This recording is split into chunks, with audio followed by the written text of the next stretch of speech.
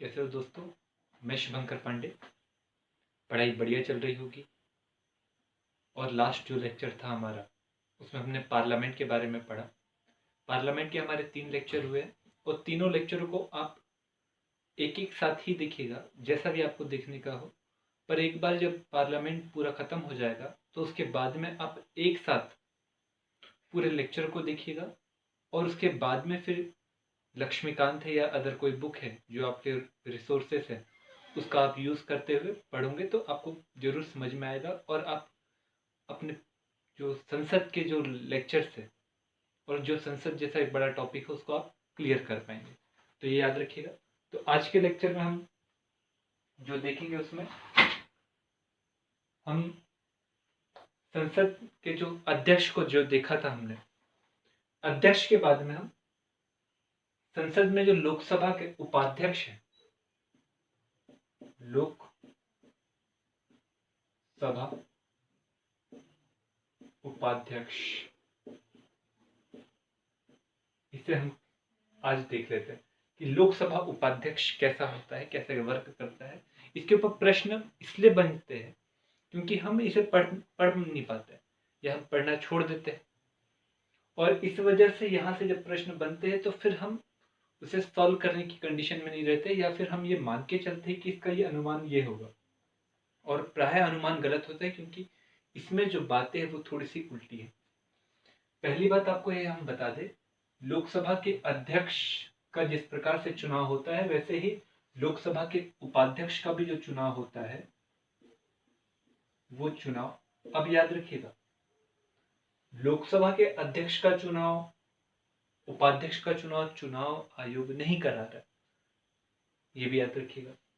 तो जो चुनाव होता है उस चुनाव में जो लोकसभा के जो सदस्य होते, याद रखिए लोकसभा के सदस्य होते, उन सदस्यों में से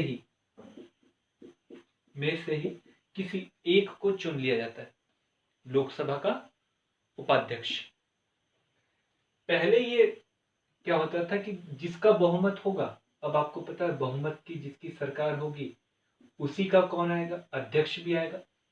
मतलब बहुमत की जिसकी सरकार होगी उसी का अध्यक्ष भी आएगा, उसी का उपाध्यक्ष भी आएगा। तो पहले उपाध्यक्ष और अध्यक्ष दोनों ही जो पक्ष के नेता है, पक्ष की सरकार है, जिनकी सरकार है, उनके ही चुनकर आते थे। 2010 के बाद अगर हम कहें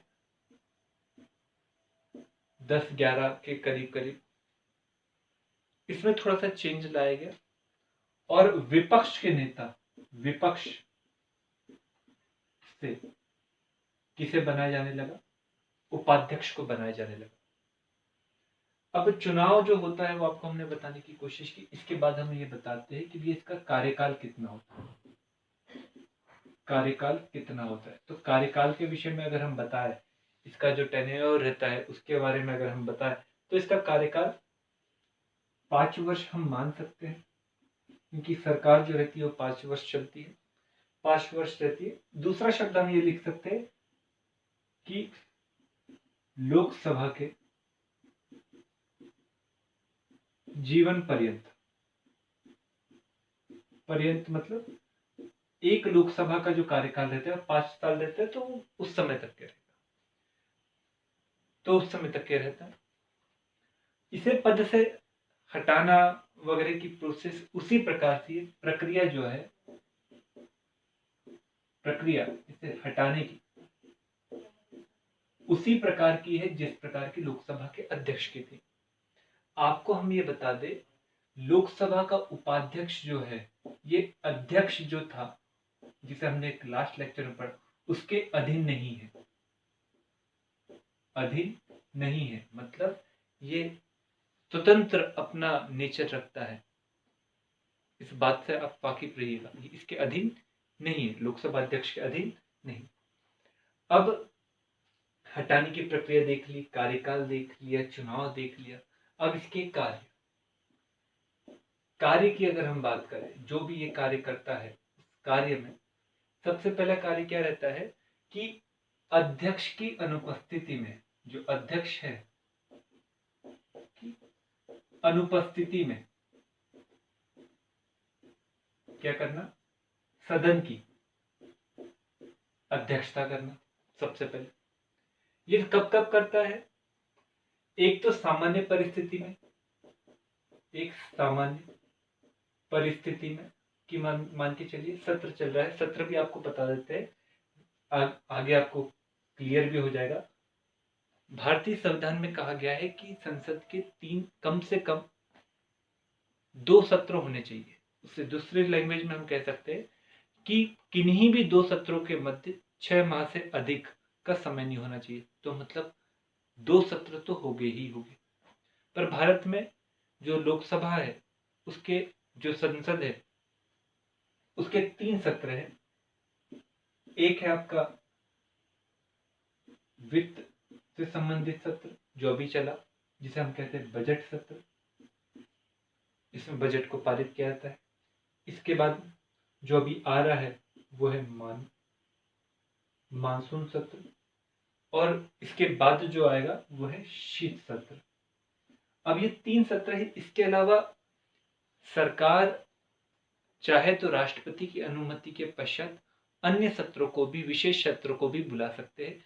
जैसे 2013 के करीब करीब लोकपाल विधेयक को लाने के लिए, उसे कानून के रूप में पारित करने के लिए 3 दिन का विशेष सत्र को बुलाया गया था। ऐसे कई ऐसे उदाहरण हैं जिससे हम ये समझ सकते हैं कि इन सत्रों के अलावा भी अन्य सत्र हो सकते हैं। तो ये सामान्य परिस्थितियों में अगर सत्र चल रहा है और सत्र चलने के दौरान अध्यक्ष नहीं हो, तो उस परिस्थिति में उपाध्यक्ष क्या करता है, सदन की क्या करता है, अध्यक्षता करता है। पर एक और आर्टिकल है 108, आर्टिकल 108, जिसमें कहा गया संयुक्त बैठक संयुक्त बैठक की प्रक्रिया, उसमें भी संयुक्त बैठक क्यों होती है उसको भी थोड़ा सा समझ लीजिए। संयुक्त बैठक इसलिए होती है जब मान के चलो लोकसभा और राज्यसभा, क्योंकि संसद के 2 सत्र है, 2 सदन है, लोकसभा और राज्यसभा, और कोई भी कानून, कोई भी विधेयक कानून में तब बदल जाता है जब उस विधेयक को, मैं विधायक नहीं बोल रहा हूँ, विधेयक बोल रहा हूँ, बिल, उस विधेयक को लोकसभा राज्यसभा में पारित किया गया और राष्ट्रपति के हस्ताक्षर। राष्ट्रपति के हस्ताक्षर के लिए कोई भी विधेयक तब भेजा जाता है जब दोनों सदनों से वो पारित हो। मान के चलो कि एक सदन से पारित ही नहीं हुआ और एक सदन से पारित हो, मतलब पहले सदन से पारित हो, मतलब लोकसभा से मान के चलो पारित हो, पर राज्यसभा से पारित नहीं हुआ। राज्यसभा को लोकसभा में के द्वारा कई बार रिमाइंडर भी भेजा गया, परंतु लोकसभा राज्यसभा ने उसके ऊपर किसी भी प्रकार के कार्य करने की चेष्टा नहीं की, और ऐसा 6 माह तक के गुजर गया।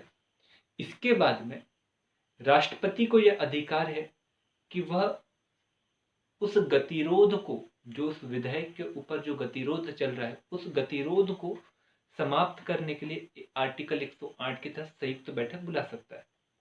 और 108 के तहत संयुक्त बैठक बुलाई जाती है, और संयुक्त बैठक की जो अध्यक्षता रहती है प्रायः लोकसभा का अध्यक्ष करता है, लोकसभा का अध्यक्ष करता है।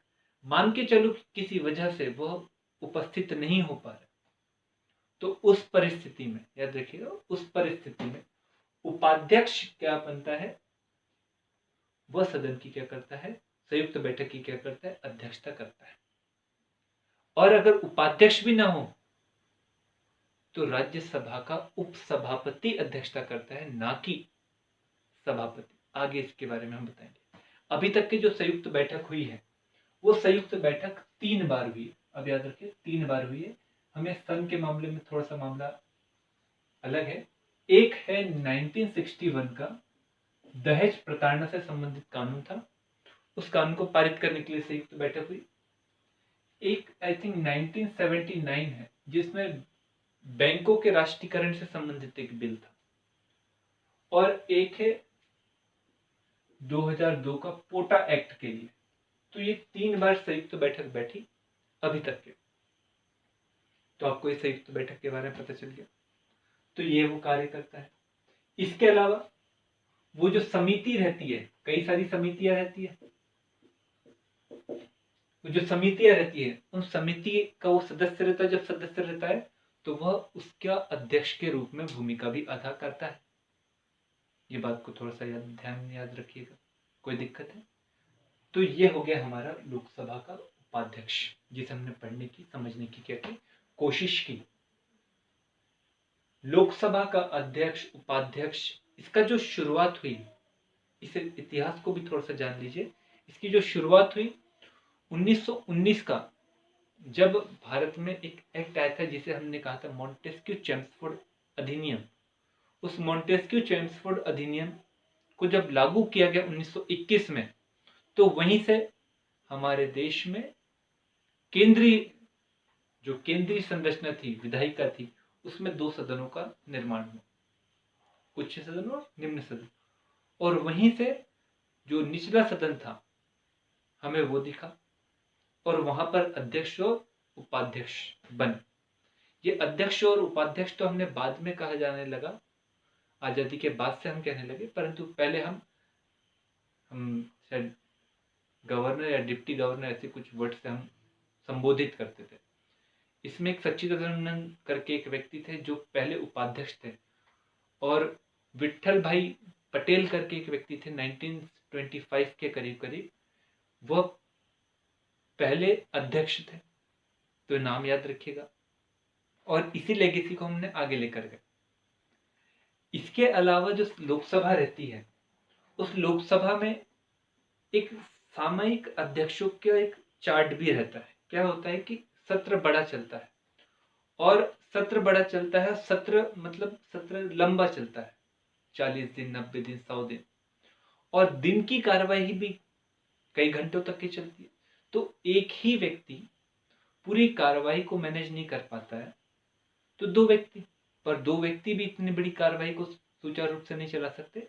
तो जो अध्यक्ष रहता है वो एक तालिका को प्रस्तुत करता है, जिसमें बताया जाता है कि यदि अध्यक्ष रहेगा तो अध्यक्ष अध्यक्षता करेगा, अध्यक्ष के बाद उपाध्यक्ष करेगा, ये दोनों अनुपस्थित रहे या रेस्ट कर रहे हो तो उस समय में कौन कौन अध्यक्षता करेगा, उसकी एक तालिका बना दी जाती है, जिसमें लगभग 10 लोगों के नाम रहते हैं। तो कई बार जब आप लोकसभा की जब कार्रवाई को देखते होंगे, इवन राज्यसभा की भी कार्रवाई को देखते होंगे, तो वहां वेंकैया नायडू कभी कभार दिखते होंगे, कभी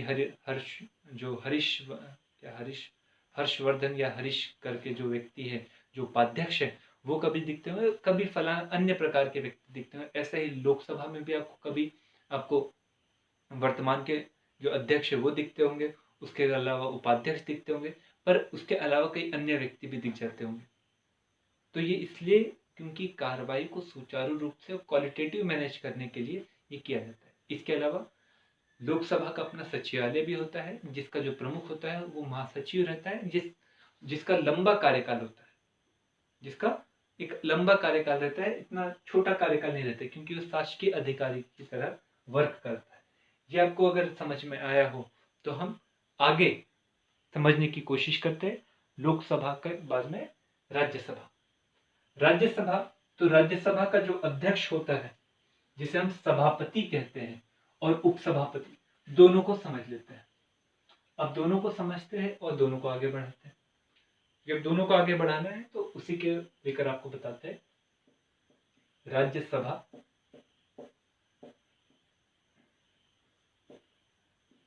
उसमें एक है आपका सभापति और एक है आपका उपसभापति।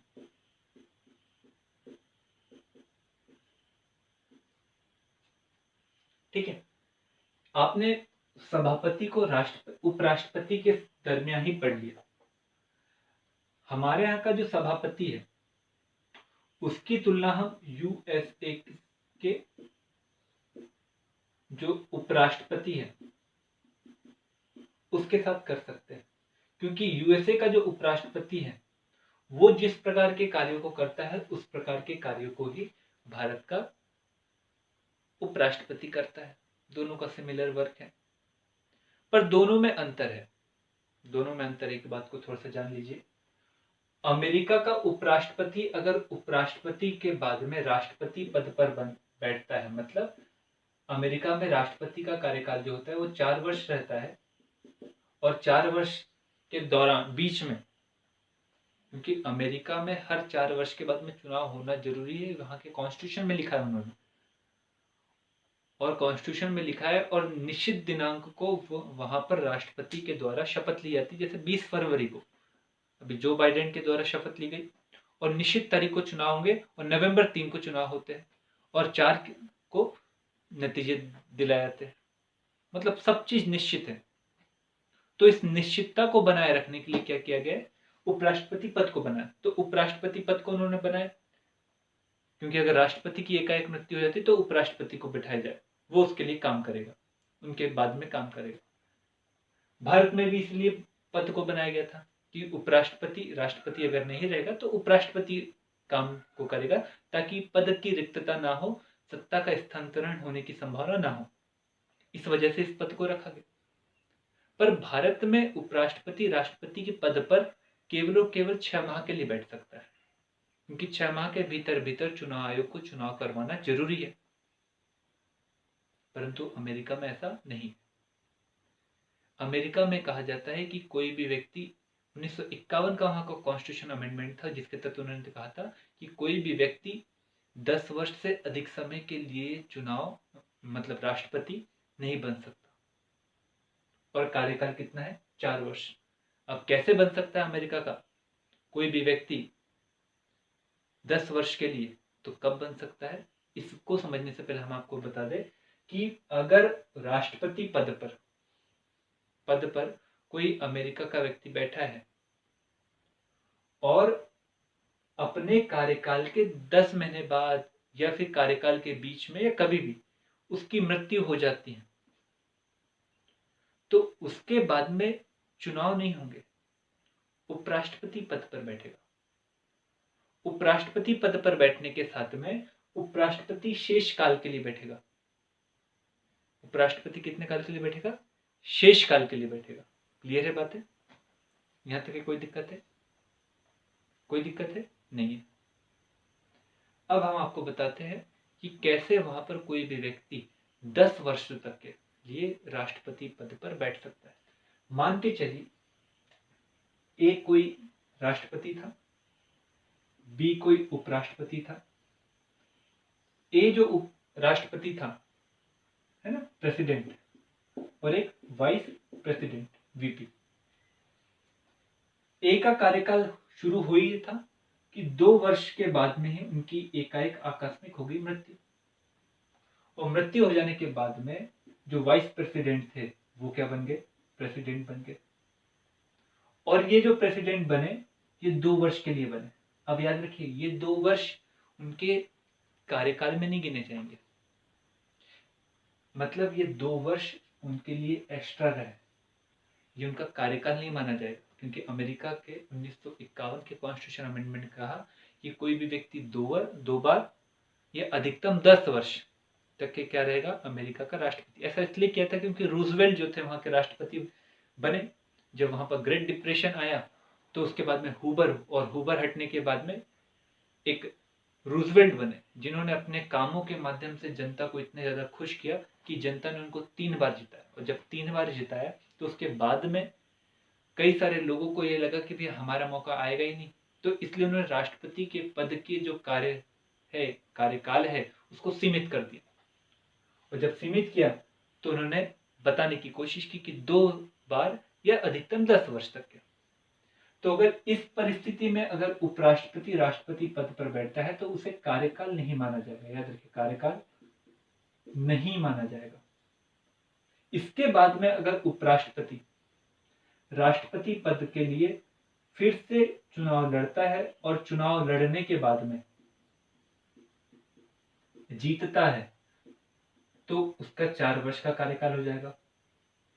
फिर से उसके बाद में क्या बनता है, चुनाव 4 वर्ष के बाद में फिर चुनाव लड़ता है और जीतता है तो फिर वो 4 वर्ष का हो जाएगा। अब देखो 2 वर्षीय हो गया, 4 वर्षीय हो गया और 4 वर्षीय हो गया, तो अब बताओ कितने हो गए, 10 वर्ष हो गए।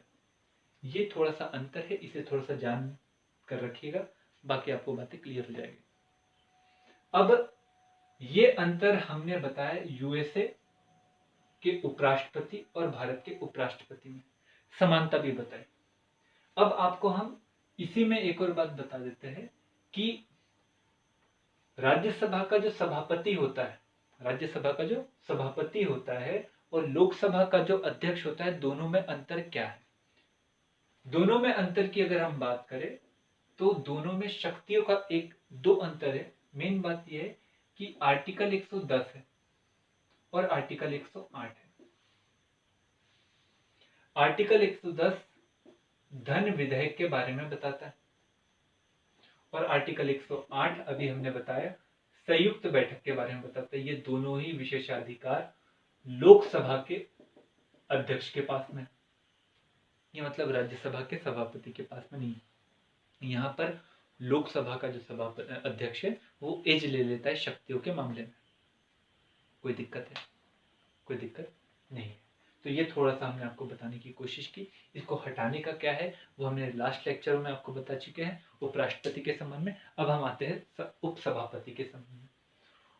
उपसभापति जो होता है वो वैसे ही कार्यों को निष्पादित करने का कार्य करता है जैसे लोकसभा में जो उपसभापति होता है, उपाध्यक्ष होता है, सॉरी।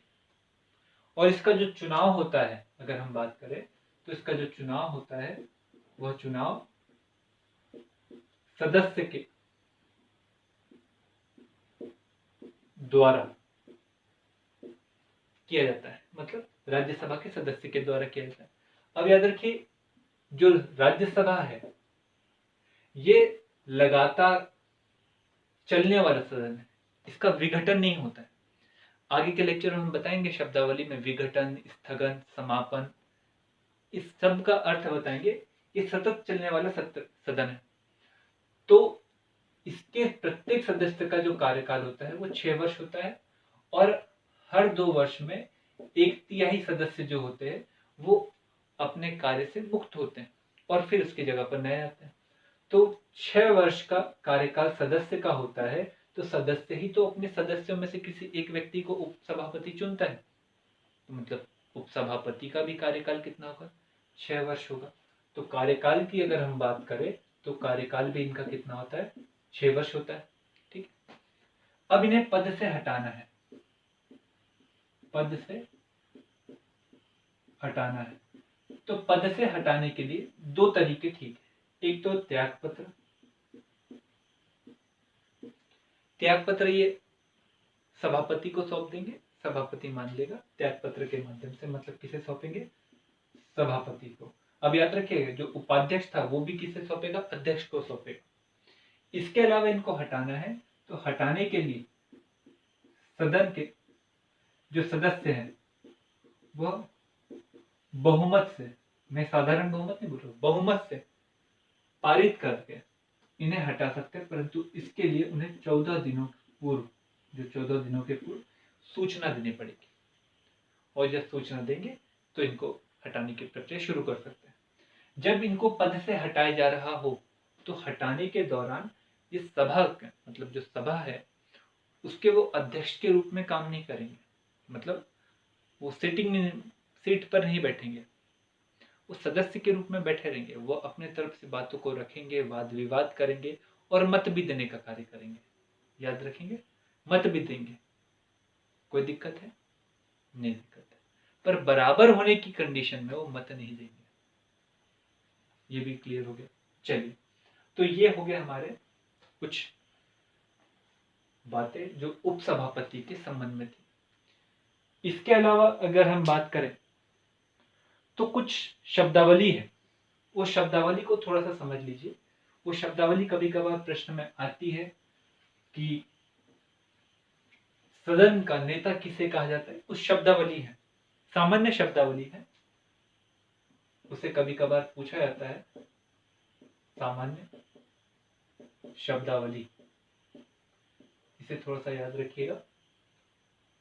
एक आता है सदन का नेता या सदन का विपक्ष का नेता, और एक आता है संचेतक या विप। ये 3 शब्दावली, इसे समझिएगा। सदन के नेता की परिभाषा जो लोकसभा के नियमावली में किया है, याद रखिए नियमावली जो है वो दोनों ही सदन की अलग अलग है।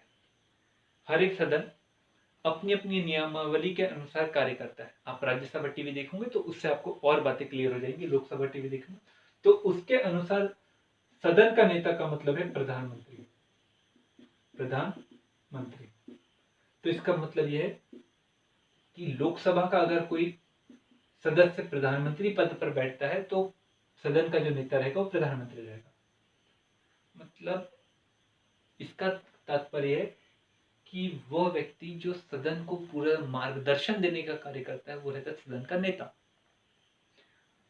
पर ये जरूरी है कि वह उस सदन का सदस्य हो। पर आपको हमने इसके पहले ही बता दिया, जो पदमुक्ति के बारे में जब बताया था तो पदमुक्ति में हमने क्लियर किया था कि कोई भी व्यक्ति पदमुक्त होता है तो उसके पीछे का कारण दोहरी सदस्यता होती है। तो ये एक सदन का सदस्य है पर दूसरे सदन का नहीं है। तो उस परिस्थिति में लोग जो प्रधानमंत्री रहता है वो किसी अन्य नेता को क्या करता है, वहां पर नियुक्त करता है और वह सदन का नेता के रूप में कार्य करता है। कोई दिक्कत है? जैसे पहले लोकसभा के जो सदन के नेता थे मोदी जी थे, अभी भी है, पर इसके पहले के सत्र में हमारे अरुण जेटली साहब थे। लोग राज्यसभा में सदन के नेता के रूप में व्यवहार कर रहे थे, इसे याद रखिएगा। इसी तरह विपक्ष का भी नेता रहता है और विपक्ष के नेता की जो नियमावली है उसमें कहा गया कि जिन्हें सरकार बनाने वाली पार्टी के बाद में सबसे अधिक सीटें मिली उन्हें सदन का उस पार्टी से किसी सदस्य को सदन का नेता बनाया जाएगा। परंतु सदन का विपक्ष का नेता के लिए आवश्यक है कि भैया उन्हें सदन की कम से कम 1/10 सीटें तो प्राप्त हो। यही वजह है कि कांग्रेस को दोनों ही बार में 2014 और 2019 में जब दोनों ही बार 55 से कम सीटें मिली तो वहां पर उन्होंने पार्टी के जो मतलब कांग्रेस पार्टी के विपक्ष के नेता के रूप में वहां पर सदस्य, ना कि सदन के विपक्ष के रूप में। इस शब्द को याद रखिएगा। आगे हम इस बात को जब और क्लियर करेंगे तो आपको वहां पर और क्लियर होते चलेंगे। तो विपक्ष का नेता समझ में आ गया। सचेतक या विप, इसको दोनों व्यक्ति नियुक्त कर सकते हैं, दोनों ही पार्टी, पक्ष या विपक्ष। ये इसलिए नियुक्त किया जाता है ताकि अपने सदस्यों को कार्यवाही में सहभागी बना सके, उन्हें अनुशासित कर सके और उन नियमों को, उन दिशा निर्देशों को अनुपालन करने के लिए कह सके जो पार्टी के द्वारा सदस्य को कहे। इस प्रकार से कहीं ना कहीं पार्टी अपने सदस्यों में अनुशासन तत्व को लाने के लिए विप को क्या करती है, नियुक्त करती है। प्रायः उस समय में विप को नियुक्त किया जाता है जब सरकार के द्वारा विश्वास पर प्रस्ताव को रखा है या विपक्ष के द्वारा अविश्वास प्रस्ताव को रखा है या फिर कुछ ऐसे महत्वपूर्ण प्रस्ताव को रखा है जिसमें सरकार को घेरा जा सके। तो इस परिस्थिति में सदस्यों के द्वारा जो वोटिंग की जाने वाली है वो वोटिंग कहीं खराब ना हो, कहीं गलत प्रकृति की ना हो, कहीं पार्टी के आदेशों का उल्लंघन ना हो। तो उस परिस्थिति में विप को नियुक्त किया था और विप अपने सदस्यों की गिनती करते हुए फिर वोट करवाता है ताकि सभी सदस्य पार्टी के दिशा निर्देशों को माने और उसके अनुसार आचरण करें। तो ये हमने आपको बताने की कोशिश की 3 शब्दावली। इसके बाद में जो नेक्स्ट लेक्चर रहेगा हम उसमें सत्रों को देखने की कोशिश करेंगे, सत्र कितने प्रकार के होते हैं, और उसके बाद में कार्यवाही को शुरू करेंगे और धीरे धीरे पार्लियामेंट के पूरे टॉपिक को समझने की कोशिश करेंगे। यदि आपको वीडियो अच्छा लगा हो तो जरूर से लाइक करिए, चैनल को सब्सक्राइब करिए और बेल आइकन दबाना ना भूलिए। Thank you.